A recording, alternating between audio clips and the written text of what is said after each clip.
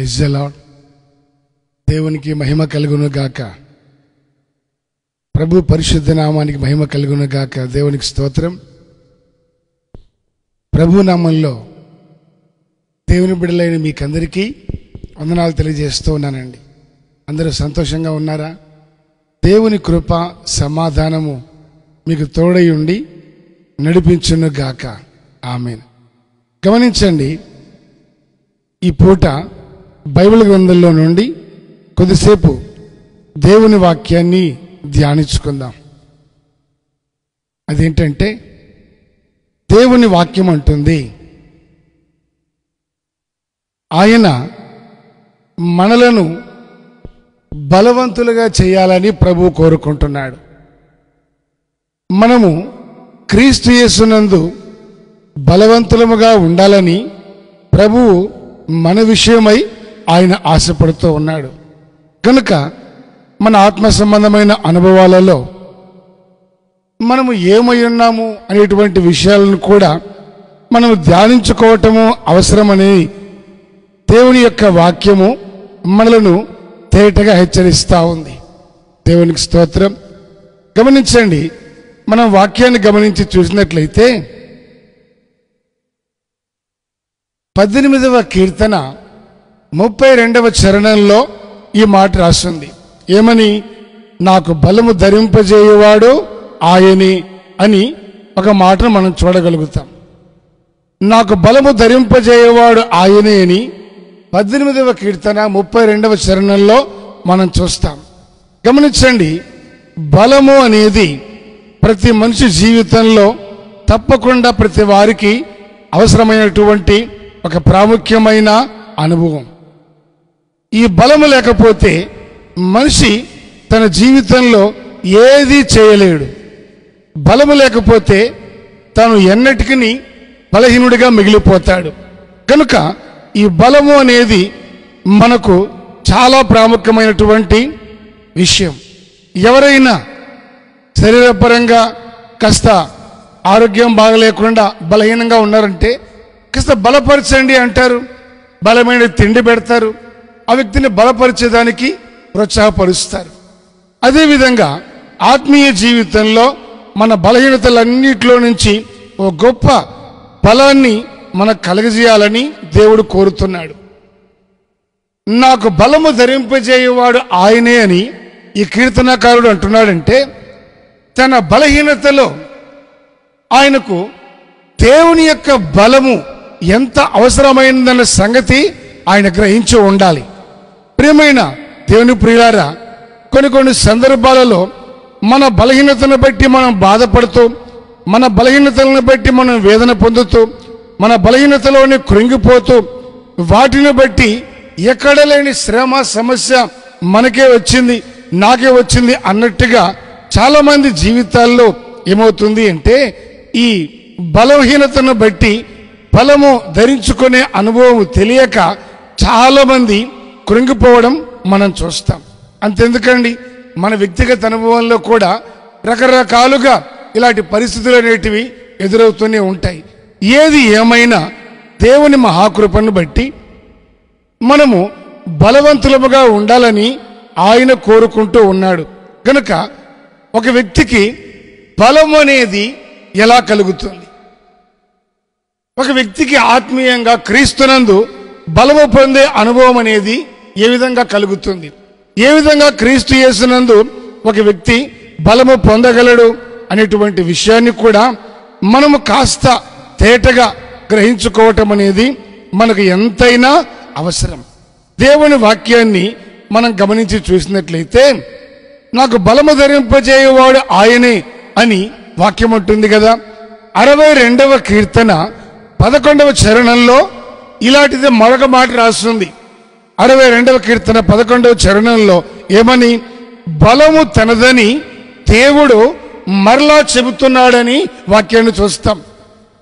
బలము తనదని ఒక మారు దేవుడు ఆయన చెబుతున్నాడు.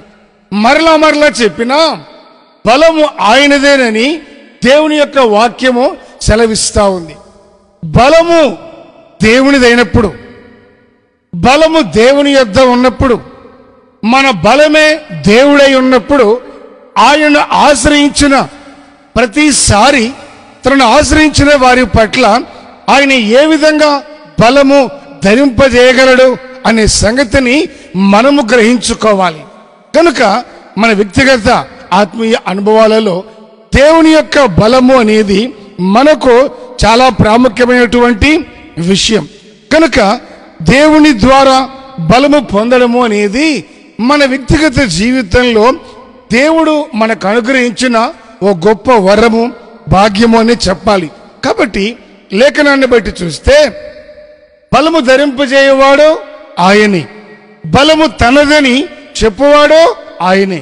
ఒక మారు చెప్పిన పలుమారు చెప్పిన బలము ఆయనది కనుక, ఆయన బలవంతుడైన దేవుడు కనుక, ఆయన బలమైన వాడు కనుక తనను ఆశ్రయించినప్పుడు తన బలమును ఆయన మనకు అనుగ్రహించే దేవుడు. మన పితరులందరూ వారి వ్యక్తిగత విషయాలు గమనిస్తే వారు దేవుడి సన్నిధిలో మోకరించిన ప్రతిసారి దేవుడు వారికి బలాన్ని అనుగ్రహించాడు, వాళ్ళని బలపరిచాడు.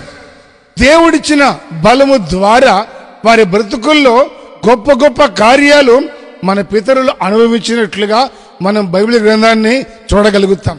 మరికొందరికి దేవుడు బలాన్ని ధరింపజేసినా, బలమును వస్త్రము వలె ఆయన కప్పినా, బలముతో నింపినా, చాలా మంది వారి వ్యక్తిగత ఆత్మీయతలో దేవుడి ద్వారా పొందిన బలాన్ని వారు పొంది అనుభవించి దాని చివరి వరకు కొనసాగించుకోలేక మధ్యలోనే లోకాన్ని మరి దేన్నో వారికి నచ్చిన దాన్ని ఆశించి దేవుడి ద్వారా కలుగుతున్నటువంటి ఆ బలాన్ని పోగొట్టుకున్నటువంటి వారిని కూడా మనం బైబిల్ గ్రంథంలో చూడగలుగుతాం. కనుక బలహీనమైన వ్యక్తిని బలపరచాలి అంటే ఆ వ్యక్తికి బలాన్ని ఇచ్చే ఒక తిండి కావాలి కదా, ఆహారం అందించాలి కదా.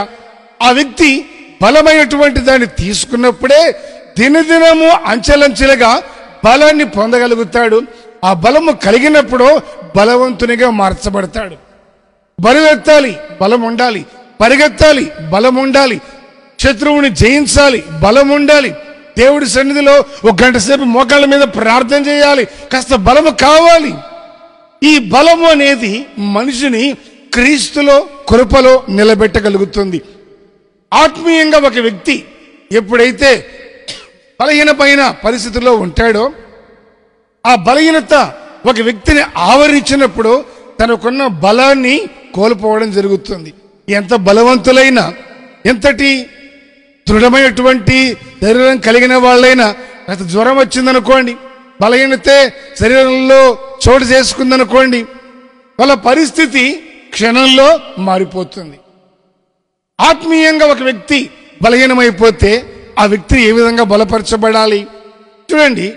బలాన్ని పొందటము, ఆ పొందిన దాన్ని చివరి వరకు కొనసాగి ఆ బలాన్ని కాపాడుకోవటము, దేవుడు అనుగ్రహించే బలమును వస్త్రం వలె ధరించుకొని లోకములో క్రీస్తుకు సాక్షులుగా, బలమైన సాక్షులుగా, అంటే ప్రతి చిన్నదానికి తొలగిపోకుండా, శ్రమైన, బాధైన, హింసైన, అలాంటిది మరి ఏదైనా లెక్క చేయక క్రీస్తు కొరకు చివరి వరకు సాక్షులుగా నిలబడేదానికి ఒక బలమైన సాధనాలుగా, ఆయుధాలుగా క్రీస్తు కొరకు ఈ లోకంలో బలము ధరించుకున్న ప్రతి వారు క్రీస్తు కొరకు బ్రతకటం చాలా అవసరం. కాబట్టి బలము తనదని దేవుడు చెప్తున్నాడు. ఎందుకని చెప్పాడు దేవుడు బలము తనదని? అంటే మనుషులకు బలం ఉంటుంది, తన బలం ఉంటుంది, మనుషుల బలం ఉంటుంది, గుండె బలం ఉంటుంది, కండ బలం ఉంటుంది, రకరకాల బలాలు అనేటివి ఉంటాయి. కానీ ఏ బలహీనమైన సమయంలోనైనా మనిషిని ఆశ్రయిస్తే, ఎందుకో ఆ వ్యక్తి బలవంతుడు కదా, ఈ మనిషికి బలం ఉంది కదా, ఈ వ్యక్తి మాట చెప్తే అన్ని జరిగిపోతాయి కదా, ఈ వ్యక్తి ఒక చిన్న మాట రమ్మని పిలిస్తే అందరూ పరిగెత్తుకొని వస్తారు కదా. రకరకాలుగా మనిషి బలాన్ని కలిగి ఉండటం సహజం. అయితే బలము తనదని దేవుడు చెప్తున్నటువంటి మాట కారణం ఏమిటంటే, మనిషి ఎప్పుడో నేను నీకు సహాయంగా అండగా ఉంటాను, నేను నిన్ను బలపరుస్తాను అంటాడు. అన్నట్టుగానే అని ఎప్పుడు బలహీనపరిచి దూరమైపోతారో తెలియదు. యేసయ్య అయితే ఆయన నమ్మదగిన వాడు గనక, బలము తనదని దేవుడు చెప్తున్నాడు గనక, నీవు ప్రభువును ఆశ్రయించిన ప్రతిసారి ఆయన ద్వారా కలుగుతున్న బలాన్ని నీవు పొందగలుగుతావు. గనుక నీవు ప్రభువును ఆశ్రయించటం, నీ బలహీనతను ప్రభు సన్నిధిలో పోగొట్టుకొని ప్రభు ద్వారా కలుగుతున్న బలాన్ని నీవు పొందటము అనేది ఎంతైనా మనకు అవసరమైన సంగతి. కనుక మన ఆత్మీయ అనుభవాన్ని గమనించుకుంటే బలము ఆయనది కనుక ఆయన బలాన్ని ధరింపజేస్తాడు. దేవుడు సంసోనుకు కూడా బలం ఇచ్చాడు. ఆయన బలము ఎదుట ఎటువంటి ఆయుధాలు నిలబడలేదు. ఆయన బలం ఎదుట ఎటువంటి బలమైన సైన్యము నిలబడలేదు. ఎటువంటి చరిత్రలో గొప్పవని పిలువబడిన బలమైనటువంటివి ఏవి కూడా నిలబడలేదు. సింహాలు సైతం నిలబడలేకపోయాయి. అంతటి బలవంతుడు సంసోను. ఈ బలము తనకు కలిగినందువల్ల నాలో ఎప్పుడు ఈ బలము ఉంది, ఇది దేవుడి ద్వారా కలిగింది అని ఎరిగిన ఆ వ్యక్తి ఆ బలాన్ని కాపాడుకునే అనుభవం ఎలాగా? అంతం వరకు నా బ్రతుకు సమస్తాన్ని జయించే ఒక ఆత్మీయంగా జయ జీవితాన్ని కలిగి ఉండాలంటే నేనేం చేయాలి అన్ని సంగతులు తెలుసుకొని కూడా తెలియనట్లుగా, మర్చిపోయినట్లుగా భ్రమపడి, ఎందుకని లోకాన్ని తనకు కావలసింది ఏదో ఆశించింది అందినప్పుడు దాంట్లో మునిగిపోయి తన బలహీనమైన సంగతులన్నీ మనకు స్పష్టమే. ఆ తర్వాత ఎప్పుడైతే దేవుడు ధరించిన బలానికి వ్యతిరేకంగా సంసోను నడుచుకున్నాడో ఏమైంది పరిస్థితి? దేవుని బలము ఆ మనుష్యుని వదిలి వెళ్ళిపోయింది. బలము విడిచిపోయిన తర్వాత నేను బలవంతుణ్ణి అనుకుంటున్నాడు సంసోను.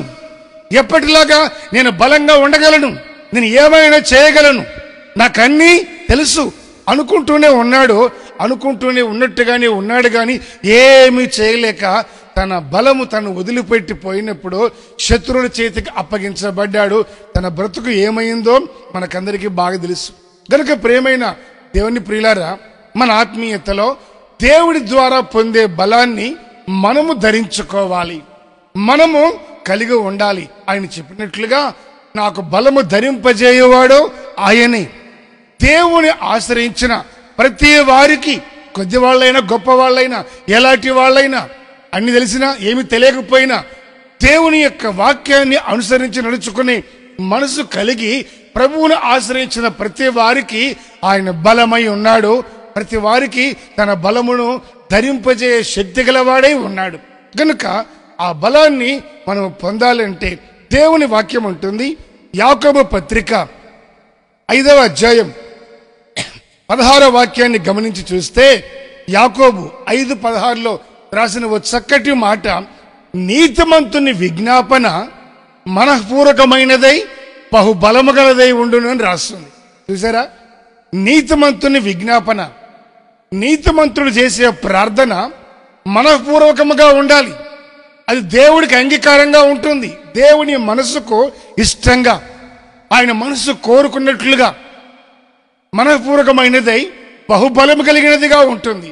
అంటే నీకు బలము కావాలి అంటే నీతిమంతుడు చేసే ప్రార్థనగా నీవు చేయాలి. ఎలాగుంటారు వాళ్ళు? నీతిమంతులు ఎలాగుంటారు? ఎక్కడ దొరుకుతారు? ఎక్కడ కనపడతారు? నీతి కావాలి, ఎవరిస్తారు? ఎక్కడ సంపాదించుకోవాలి? ఏ విధంగా నీతిని సమకూర్చుకోవాలి అన్న విషయాన్ని గమనిస్తే చూడండి, లేఖనం అంటున్నటువంటి మాట ఏమిటంటే, దేవుని యందు విశ్వాసం ఉంచినప్పుడు నీతి కలుగుతుంది, ఆయన రక్తంతో కడగబడినప్పుడు నీతి కలుగుతుంది, పరిశుద్ధాత్మను పొందినప్పుడు ఆ ఆత్మ స్వభావం ఏమిటంటే, ఎవరిలో ఆత్మ స్వభావం నివసిస్తుందో వారి నీతిమంతులుగా మారుస్తుంది. ఈ విధంగా రకరకాలుగా దేవుని ద్వారా నీతి అనేది మనుషునికి సంక్రమించి మనుషుని నీతి, దేవుడు కలిగినటువంటి ఆ నీతిని మనిషి ధరించుకొని దేవుని నీతిలో నడిచేటట్లుగా ఆయన తన నీతిని మనకు ధరింపజేస్తున్నాడు. కనుక మన ఆత్మీయతలో మనము నీతిమంతులుగా ఉండాలి అంటే మనల్ని మనము దేవుని వాక్యానికి అప్పగించుకోవాలి. ఆయన కృపకు అప్పగింపబడిన వారమై ఉండాలి. దేవుని నోట నుండి వచ్చిన ప్రతి మాటను అది సత్యమని విశ్వసించాలి. విశ్వాస సంబంధముగానే ముందుకు నడవాలి. దానికి తగిన క్రియలే మనలో కనబడేటట్లుగా మనల్ని మనం జాగ్రత్త చేసుకోవాలి. రకరకాల పద్ధతులు, రకరకాల అనుభవాలు నీతిమంతునిలో ఉండవు గనక, నీతిమంతుడనేవాడు దేవుని అనుసరించి నడుస్తూ బ్రతుకుతాడు గనక, మన బ్రతుకులో మన బ్రతికినంత కాలము దేవుని నీతిని అనుసరించే వాళ్ళముగా మనం ఉండాలని వాక్యం కోరుకుంటుంది. అందుకని యాకోబు పత్రికలో మనం చదువుకున్న మాట నీతిమంతుని విజ్ఞాపన మనఃపూర్వకముగా బహుబలము కలిగిందిగా ఉంటుంది. చాలా మంది అందరూ ప్రార్థన చేస్తారు. ప్రభుని మీద విశ్వాసం వచ్చిన ప్రతి వారు, మందిరానికి వెళ్ళే వాళ్ళు కానీ వెళ్ళని వాళ్ళు కానీ ఎవరైనా సరే కాస్త విశ్వాసం ఉంది ప్రభువు మీద అంటే ప్రతి వాళ్ళు ప్రార్థన చేస్తారు. కానీ అన్ని ప్రార్థనలో ఒకే విధంగా ఉండగలిగితే, అన్ని ప్రార్థనలకు ఒకే విధంగా జవాబు రాగలిగితే, ఇక రకరకాలుగా ఉపవాసం ఉండి కానీ కన్నీళ్లతో కానీ తమ్ముడు దుఃఖపరుచుకొని ఆయాసపరుచుకొని చేసే ఈ ప్రార్థనలు అందరికీ అక్కర్లేవు. కానీ ఎందుకని ఉపవాస ప్రార్థన, ఎందుకని కన్నీళ్ల ప్రార్థన, ఎందుకని దేవుడితో కొన్ని దినాలు కేటాయించుకొని ప్రత్యేకంగా ఆయనతో సహవాసం కలిగి ఆయనతో ఉండేందుకు ప్రార్థన అంటే, ఒక్కొక్క అనుభవంలో నీతి ఒక్కొక్క వ్యక్తిని ఒక్కొక్క విధంగా నడిపిస్తా ఉంది. నువ్వు ఎంతగా క్రీస్తుల విశ్వాస సంబంధమైన మార్గాల్లో నడవగలుగుతావో, నీ విశ్వాసము నిన్ను ఎంత లోతుకు తీసుకెళ్ళగలుగుతుందో, ఎంత లోతుకు వెళ్ళేదానికి దేవుని వాక్యానికి, ఆయన వాక్యం వల్ల కలుగుతున్న విశ్వాసానికి నీవు అప్పగించుకుంటావో, ఆ అనుభవము నిన్ను ఆత్మీయంగా అంత ఉన్నతంగా నడవజేస్తుంది. గనుక నీ ఆత్మీయతను ఏం చేయాలి? నీతిమంతుల ప్రార్థన వలె మన ప్రార్థనను ఒక ప్రత్యేకమైన అనుభవంలోకి మలుచుకోవాలి. చేసి ప్రార్థన చేయటం, మరలా లోకస్తులతో కలవటం, కొంతకాలం లోకానికి, కొంతకాలం దేవుడికి, కొంతకాలం సాతానికి, కొంతకాలం అలవాట్లకి, మనుషులకి రకరకాలుగా బానిసలుగా బ్రతుకుతూ ఉంటే ఇక నీలో దేవుని నీతి నివాసం ఉండేది ఎప్పుడు? దేవుని యందు నీతిమంతునిగా నీవు మార్చబడే ఓ పరిపూర్ణ సంబంధమైన ప్రక్రియ నీలో క్రియ కొనసాగించబడేది ఎప్పుడు? కనుక రకరకాల వాటన్నిటినీ మనస్కరించకుండా, మనసులో ఉంచుకోకుండా దేవుని నీతిని కలిగి ముందుకు కొనసాగేదానికి మనల్ని మనము దేవునికి అప్పగించుకోవాలి. బైబిల్ గ్రంథంలో ఇద్దరు వ్యక్తులు దేవుని మందిరానికి వచ్చారండి. ఈ ఇద్దరు వ్యక్తులు దేవుని మందిరానికి వచ్చి దేవుడి మందిరంలో ప్రార్థన చేశారు. పరిసయ్యుడు, సుంకరి. ఈ పరిసయ్యుడు ప్రార్థన చేశాడు. పరిసయ్యులు అంటే మేము నీతిమంతులమని చెప్పుకునేవాళ్ళు, మాకు ఒక ప్రత్యేకత ఉంది, మేము ఎవరిలో కలవము, మేము గొప్ప, మేము చాలా అన్ని తెలిసిన వాళ్ళము, ధర్మశాస్త్రోపదేశకులము, మాకు తెలియని నీతులంటూ ఏమీ లేవు. ఏది? వాళ్ళ నీతిని అనుసరించినా అనుసరించకపోయినా వాళ్ళ మనసులో ఉన్న తత్వం అలాంటిది. ఇక ఈ పరిసయ్యుడు ప్రార్థన చేశాడు, తను చేయాలనుకున్నది. సుంకరి ఈ వ్యక్తి ప్రార్థన చేశాడు. పరిసయ్యుడేమో ప్రార్థనలో తన నీతి భక్తి కార్యక్రమాలన్నీ దేవుడికి తెలియదేమో, మర్చిపోయి ఉంటాడు అన్నట్టుగా వాటిని జ్ఞాపకం చేస్తా వచ్చాడు. సుంకరి తను చేసిన ప్రార్థనలో పశ్చాత్తాపము, తన పాపులని ఒప్పుకోవటము, కన్నీళ్ళు, ఇవన్నీ దేవుడి సన్నిధిలో కనబరిచాడు. వీళ్ళిద్దరు వచ్చారు, ఇద్దరు ప్రార్థన చేశారు, ఇద్దరు వెళ్ళిపోయారు. ఆ తర్వాత మనం వెళ్ళి దేవుడి మందిరానికి, ప్రభువా వీళ్ళిద్దరూ ప్రార్థన చేశారు కదా, మరి వీళ్ళిద్దరిలో ఎవరు నీతిమంతులు అని మనం అడిగితే ప్రభు అంటున్నారు, ఈ పరిసయ్యుడు పరిసయ్యునిలాగా వచ్చాడు, పరిసయ్యునిలాగా ప్రార్థించాడు, పరిసయ్యునిలాగానే తిరిగి ఇంటికి వెళ్ళిపోయాడు. సుంకర్లాగా వచ్చాడు, సుంకర్లాగా ప్రార్థన చేశాడు, నీతిమంతుడై తన ఇంటికి వెళ్ళెను అని లేఖనం అంటుంది కదా.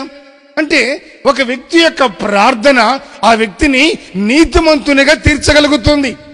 ఇక్కడ మనం వీళ్ళిద్దరిని గమనిస్తే ఒకరి ప్రార్థన నీతిమంతునిగా చేసింది, మరొకరి ప్రార్థన తన స్థితి ఏ విధంగా ఉందో ఆ స్థితిలోనే ఉంచేసింది. దేవుని దృష్టికి నీతిమంతునిగా మారలేకపోయాడు. తన దృష్టికి తాను ఉండొచ్చు. ఈ రోజున దేవుని బిడ్డలమని చెప్పుకునేటువంటి చాలా మంది వ్యక్తిగత జీవితాల్లో ఈ కోవ కొనసాగుతూ ఉంది. వారందరూ ఇలాంటి మార్గంలోనే నడుస్తూ ఉన్నారు. ఒక పద్ధతి క్రమము అన్ని మర్చిపోయినా, వాక్యానుసారమైన జీవితం లేకపోయినా, ఏదో ఆదివారం కాసేపు వచ్చి కనబడి ఆదరించుకున్నట్టుగా వెళ్ళిపోయినా, వాక్యాన్ని వెంబడించకపోయినా, కాపరి మాట వినకపోయినా, చాలా మంది మేము నీతిమంతులమే అనేటువంటి భ్రమలోనే బ్రతుకుతూ ఉన్నారు. కానీ నీ నీతి అనేది, నీవు నీతిమంతుడివి, నీతిమంతురాలు అన్న సంగతి దేవుడి దగ్గర నుండి నీకు రావాలి. యెహోవా చేత నిర్దోషిని ఎంచబడిన వాడు ధన్యుడని లేఖనం అంటుంది కదా. కనుక ప్రభు చెప్పినట్లుగా అతన్ని ప్రార్థన కంటే ఇతని ప్రార్థన ఇతనిని నీతిమంతునిగా తీర్చగలిగింది. ఈరోజు నీ ప్రార్థన ఎలా ఉంది? నీ ఆత్మీయ అనుభవాలు ఏ మార్గాల్లో కొనసాగుతున్నాయి? వాక్యాన్ని మనం చదువుకున్నట్లుగా నీతిమంతుని విజ్ఞాపన ఏం చేస్తుంది? మనఃపూర్వకమైనదై బహు బలము గలదై ఉండును. నీకు బలము ధరింపబడాలి అంటే, బలము ధరించుకోవాలి అంటే, దేవుని ద్వారా కలుగుతున్న బలాన్ని నీవు పొందాలి అంటే నీవు ప్రార్థనా పరునివై ఉండాలి. కొంతమందికి శ్రమ వచ్చినప్పుడే ప్రార్థన చేస్తారు, వీళ్ళు ఒక రకం. మరి కొంతమంది శ్రమ వచ్చినప్పుడే పరిగెత్తుకొని మందిరానికి వచ్చి అయ్యగారు ప్రార్థన చేయమంటారు, వీళ్ళు మరో రకం. కొంతమంది శ్రమ వచ్చినా ప్రార్థన చేయరు, రాకపోయినా ప్రార్థన చేయరు. ఇది మరీ భయంకరమైన రకం. రకరకాలైనటువంటి అనుభవాలలో మనుషులు ఉంటూ ఉంటారండి. కనుక నీవు శ్రమ వచ్చినప్పుడు కానీ, అవసరానికి కానీ, ఏదో దేవుడితో పనిపడిందని కానీ ప్రార్థన చేయకపోతే దేవుడు చేస్తాడో చెయ్యడేమో, నేను ఇంతకాలం ప్రార్థన చేయలేదుగా అని అవసరానికి కానీ కాక, నీతిమంతుడు ఎప్పుడు అనుదినము దేవుడి సన్నిధిలో మోకరిస్తాడు. నీతిమంతుడు అనునిత్యము దేవుడితో మాట్లాడేదానికి ఇష్టపడతాడు. నీతిమంతుడు ప్రతిరోజు దేవుని వాక్యముతో సహవాసము చేస్తాడు. కనుక ఇలాంటి అనుభవాలలో ఉన్న ఒక వ్యక్తి, వాక్యానుసారంగా నడిచేటువంటి ఒక వ్యక్తి ఒక చిన్న ప్రార్థన, శంకర్ ఏం చేశాడు? పాపినైనా నన్ను కరుణించు. పశ్చాత్తాపము పడిపోతూ ఆకాశం వైపు కన్నులెత్తే ధైర్యం చాలక, దేవుని సింహాసనం తట్టు చూడలేక ఆయన రొమ్ములు గుద్దుకుంటూ ఒక చిన్న ప్రార్థన, పాపినైనా నన్ను కరుణించు అన్నాడు. పరలోకమందున దేవుని కనికరము అతని మీదకి దిగరావడం జరిగింది. ఆ కనికరం వల్ల అతను చేసిన ప్రార్థన తనను నీతిమంతునిగా తీర్చగలిగింది. కనుక నీతిమంతుని విజ్ఞాపన దేవుడికి ఇష్టంగా మనఃపూర్వకమైనది, బహు బలము కలిగింది. కనుక ఏ పరిస్థితుల్లోనైనా సరే నీ పనులు, ప్రయత్నాలు, నీ పరుగులన్నీ పక్కన పెట్టి దేవుడితో ప్రతి దినము కొంత సమయం నీవు గడపగలిగితే, ప్రార్థించగలిగితే, ఆయనతో నడవగలిగితే, దేవుని సహవాసం చేసి ఆయనతో సహవాసం చేస్తూ లేఖన అనుసారంగా నీ మోకాళ్ళ ప్రార్థన ఆధారంగా దేవుని మనసు ఎలాంటిదో గ్రహించుకునే ఆ కృపను నీవు సంపాదించుకుంటే, ప్రేమైన దేవుని బిడ్డలారా, నువ్వెప్పుడు బలవంతునిగా బలవంతురాలుగానే ఉంటావు. కనుక బలము ధరించేవాడు ఆయనే, ఆయన బలము ధరింపజేయవాడు. ఆ బలము పొందాలి అంటే నీవు ప్రార్థన చేసే వ్యక్తివిగా నీవు మార్చబడాలి. బలము తనదని దేవుడు చెప్తున్నాడు గనక, ఆయన బలము ధరింపజేయవాడు గనక, బలము ధరింపజేసే బలవంతునితో నీ ఉంటే నీ పనులన్నీ సఫలమవుతాయి. కొందరు గమనిస్తే నాయకులతో ఉంటారు, రాజకీయ నాయకులతో ఉంటారు, అధికారులతో ఉంటారు. కాస్త పదవీ పూర్వకంగా ఎవరైనా సన్నిహితంగా దగ్గరగా ఉంటే జీవనోపాధి పనులు కూడా పక్కన పెట్టి పొద్దాక వాళ్ళతో తిరుగుతూ ఉంటారు. ఎందుకు పని? ఏ పని? వాళ్ళతోటి ఎప్పుడు చూసినాక అదే పని. ఇక సంపాదించే పని లేదా? ఇల్లు వాకిలి కుటుంబాన్ని పట్టించుకునే పరిస్థితి లేదా? అంటే ఏదైనా పని పడుతుంది. పెద్దవాళ్లతో కాస్త దగ్గరగా ఉండాలి, రమ్మన్నప్పుడంతా పోతా ఉండాలి. మనకి ఏదైనా అవసరం వస్తుంది. చూడండి, కాస్త మనిషి బలము కలిగిన స్థితిలోనో, పదవిలోనో, స్థానములోనో ఉంటే అటువంటి వెంబడించే ఒక అనుభవం మిగతా వాళ్ళకి అవసరమైతే, మరి బలము ధరింపజేసే దేవుడితో తగిన సహవాసము మనకందరికీ ఎంత అవసరమై ఉండాలి. కానీ మనుషులు మనుష్య సంగతుల్నే దృష్టిస్తారు, దైవ సంగతులన్నిటినీ మరుగున పడవేస్తారు. ఒకవేళ అటువంటి పరిస్థితుల్లో నీవు ఉన్నట్లయితే దేవుని వాక్యాన్ని బట్టి ఆ స్థితిలో నుండి నీవు లేచి మోకరించి ప్రార్థించే మంచి ప్రార్థన అనుభవం కలిగిన వ్యక్తిగా నీవు మార్చబడాలి. ఎప్పుడైతే ప్రార్థించే వ్యక్తిగా మారతావో నీ ప్రార్థనకు వెంటనే సమాధానం, నీ ప్రార్థనకు విలువ, నీ ప్రార్థనకు ఘనత, ఇవన్నీ దేవుడు అనుగ్రహించినటువంటి ఆ బలము వలన కలుగుతాయి గనక నీతిమంతుని విజ్ఞాపన మనపూర్వకమైనదిగా బహుబలము కలిగినదిగా ఉంటుంది. మరొక మాట ఏమిటంటే కొరింథీ 2వ పత్రిక 10వ అధ్యాయం 4వ వాక్యంలో ఈ మాట రాస్తుంది. ఏ మాట? మా యుద్ధోపకరణములు శరీర సంబంధమైనవి కావు అంటారు పౌలు గారు. మా యుద్ధోపకరణాలు శరీర సంబంధమైనవి అయితే కావు గాని దేవుని ఎదుట దుర్గములను పడద్రోయే జాలినంత బలము కలిగినవై ఉన్నాయి అని మాట్లాడుతున్నాడు. ఈ యుద్ధోపకరణాలు, మా యుద్ధోపకరణాలు శరీర సంబంధమైనవి కావు, భూ సంబంధమైనవి కావు. భూ సంబంధముగా ఒక వ్యక్తి మరొక వ్యక్తితో పోట్లాడాలంటే, ఒక రాజు మరొక రాజును, ఆ రాజ్యాన్ని, సైన్యాన్ని జయించాలంటే ఆ వ్యక్తికి రకరకాల ఆయుధ సామాగ్రి అవసరం. బుల్లెట్ ప్రూఫ్ కావాలి, బాణం కావాలి, రకరకాలైనటువంటి యుద్ధ సామాగ్రి అంతా కూడా అవసరం. వాటిని మోసేవాళ్ళు కావాలి. ఈయన అంటున్నాడు, మా యుద్ధోపకరణాలు, యుద్ధంలో ఉపయోగించే ఉపకరణాలు అనేటివి శరీర సంబంధమైనవి కాదు, కంటి కనబడేదానికి. మరి ఏమై ఉన్నాయి నీ యుద్ధోపకరణాలు? దేవుని ఎదుట దుర్గములను పడద్రోసేటువంటి బలము కలిగినవిగా ఉన్నాయి. నీ యుద్ధోపకరణాలు ఈ రోజున ఏమున్నాయి? వీటిని గురించి దేవుని వాక్యం చాలా స్పష్టంగా చెబుతోంది. రక్షణ శిరస్త్రాణము, మైమరువు, నీకు నీతిమంతునికి ధరించుకునేటువంటి ఈ అనుభవాలన్నీ కూడా పౌలు గారు సంఘానికి తేటగా మరి విపులంగా రాస్తారు. కనుక నీ ఆత్మీయ జీవితంలో దేవునితో సహవాసం కలిగినటువంటి ఆ అనుభవాలు నీవు కలిగి ఉండాలి. నీ యుద్ధోపకరణాలు భూ సంబంధమైనవిగా ఉంటే నువ్వు భూ సంబంధమైన వ్యక్తివే. కానీ నీ శ్రమలో, యుద్ధము లాంటి పోరాటాల్లో, ప్రయాసాల్లో, కన్నీళ్లు కలవరాల మధ్యలో నీవు మోకరించి నీ ఎదుట ఉన్న సమస్య దుర్గము వలె ఎంత పెద్దదైనా దాన్ని పడగొట్టగలిగినటువంటి ప్రార్థన అనుభవం అనేది నీవు ధరించుకోవాలి. యుద్ధోపకరణాలు అనేవి నీవు ధరించుకోవాలి. కనుక కత్తి పట్టుకున్నట్టుగా, శిరస్త్రాణం పెట్టుకున్నట్టుగా, మైమరువు తొడుగుకొని డాలు పట్టుకున్నట్టుగా శత్రువుని జయించేదానికి ఇవన్నీ కూడా కావాలి. కత్తి దేనికి? శత్రువుని గెలిచి చంపి జయించేదానికి. డాలో శత్రు దగ్గర నుంచి వచ్చే ఆ ప్రమాదం నుండి తను తాను తప్పించుకొని కాపాడుకునేదానికి.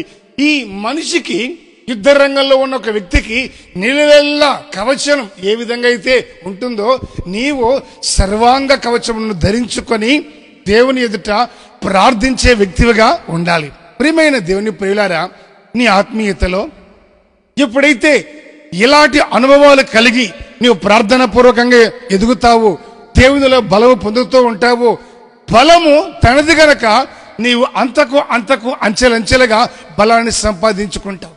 అందుకే లేఖనం అంటుంది, వారు నానాటికి బలాభివృద్ధి పొందుతారు. బలమో అభివృద్ధి. ఈ బలాభివృద్ధిలో నీవు దినదినము ఎదగాలి. సంవత్సరాల తరబడి మందిరానికి వెళుతున్న ఒక ప్రార్థన చేత కాదు, దేవుడి సన్నిధిలో కాసేపు మోకరించడం లేరు, గట్టిగా ఒక అధ్యాయం చదివి నమ్మకంగా నాన్ స్టాప్గా ఒక అధ్యాయం చదివిన అనుభవాలు ఉండవు. ఏదో వస్తూ ఉంటారు, వెళుతూ ఉంటారు. బిజీ షెడ్యూల్ అంతా, లైఫ్ అంతా బిజీగా గడిపేసే ఈ నవనాగరికత అని చెప్తున్నారు కదా, దీంట్లో కొనసాగుతూనే ఉన్నారు. కానీ ఏది మారినా మారకపోయినా దేవుని యొక్క వాక్యం మారదు, ఆయన స్వభావం మారదు, ఆయన మనస్సు మారదు. గనక ఆ మనస్సు అనేది దేవుని లేఖనములో నుండి స్పష్టంగా ప్రభు మనకు బయలుపరుస్తున్నాడు. గనక నీవు దేవుని వాక్యాన్ని అనుసరించి నడుచుకున్న ఆ తరువాతనే మిగతా కార్యక్రమాలకి నీవు ప్రాముఖ్యత ఇచ్చే వ్యక్తిగా మారాలి. చిన్న పని ఉంది, ప్రార్థన వదిలిపెట్టేస్తారు. ఎక్కడికైనా వెళ్ళాలి, ప్రార్థన వదిలిపెట్టేస్తారు. అన్ని పనులన్నీ మొదట, ఆ తర్వాత చివరిలో ఏదైనా కాస్త ఖాళీ దొరికితే అప్పుడు చూద్దాం ప్రార్థనకి అన్నట్టుగా చాలా మంది ఈ ప్రార్థన అనేసరికి దూరంగానే ఉంటారు. ప్రార్థన చేసేదానికి సేవకులు ఉన్నారు కాబట్టి చెప్తారు ప్రార్థన చేయమని.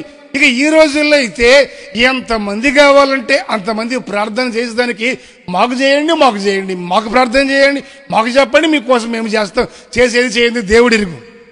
మాకు చెప్పండి, మీకోసం మేము రెడీగా ఉన్నాం, మా దగ్గర 24 అవర్స్ సర్వీస్ మాది, మీకోసం మేము. అలా ఉండేటువంటి అనుభవాలు చాలానే ఉన్నాయి.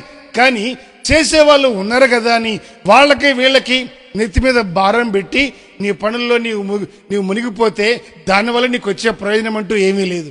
కనుక నీవు నీతిమంతుని ప్రార్థన వలె నీ ప్రార్థన ఉండాలి. నీ ప్రార్థన అప్పుడు బలము కలిగి ఉంటుంది. ఆ బలము నీవు ధరించుకుంటావు. నీ ప్రార్థన దేవుని ఎదుట నీవు మోకరించినప్పుడు, ఆయన సన్నిధిలో మోకరిస్తే ఎటువంటి దుర్గాలైనా, శత్రువు కట్టినటువంటి ప్రాకారాలైనా వాటన్నిటినీ పడద్రోయ జాలినటువంటి అంత బలమైనవిగా నీ ఆత్మీయ అనుభవాలు, నీ ప్రార్థన జీవితాలు, నీవు ధరించుకునేటువంటి ఆ దైవికమైన సుగుణాలు, స్వభావాలు బలమైనవిగా ఉండాలి. కనుక ఈ బలం అనేది ఎప్పుడైతే నీవు కలిగి ఉంటావో, నాకు బలము ధరింపజేయవాడో ఆయనే అని కీర్తనకారుడు అంటున్నాడు. ఆ తర్వాత బలము తనదని ఆయన మరలా చెప్తున్నాడు అని అదే మాట చెప్తున్నాడు.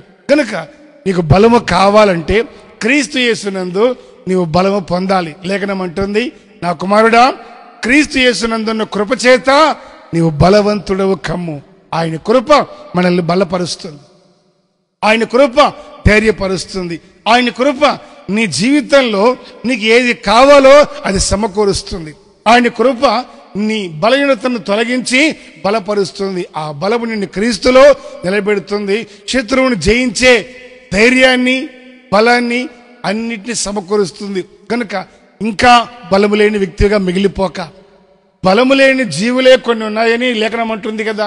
ఈ బలము లేని జీవులే, రాజు లేకున్నా, సైన్యాధిపతి లేకున్నా, ఆజ్ఞాపించేవాడు లేకున్నా, ఆచరించమని చెప్పేవాడు లేకున్నా, ఈ కొన్ని సృష్టిలో కొన్ని జీవులు, కొన్ని ప్రాణులు క్రమంగా వాటి కార్యక్రమాలను వాటి చేసుకుంటున్నట్టుగా, ఏది మనుషుల ఎదుట ఏ మాత్రం ఎన్నికకు రాకపోయినా, ఎంతటి జ్ఞానుడికైనా, ఎంతటి సంపన్నత స్థితిలో ఉన్నవాడికైనా ఒక క్రమము నేర్పించేటువంటి సృష్టిలో చాలా ఉన్నాయి.